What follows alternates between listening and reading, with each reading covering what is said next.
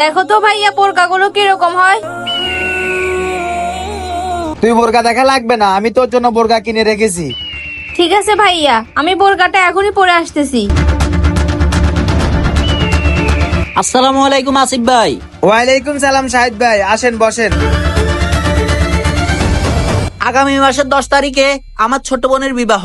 আপনি আপনার ফ্যামিলির সবাইকে নিয়ে আমার বাড়িতে অবশ্যই আসবেন। আচ্ছা ঠিক আছে, আমি আমার ফুল ফ্যামিলি নিয়ে তোমার ছোট বোনের বিয়েতে অবশ্যই যাব। দেখো তো ভাইয়া আমাকে কিরকম লাগতেছে।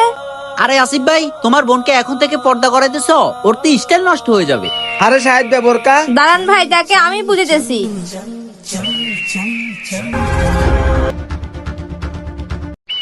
ভাইয়া ধরেন, এখান থেকে একটা গ্লাস পানি নেন।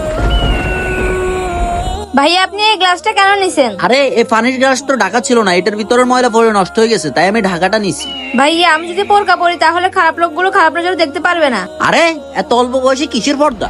আমি যদি পর্দা না করি তাহলে আমার ভাইকে জাহান্নামে জ্বালাবে, আর যারা আমাকে খারাপ নজরে দেখে তাদেরকে আল্লাহ জাহান্নামে জ্বালাবে। কার কার বোন আছে কমেন্ট বক্সে বলে যান।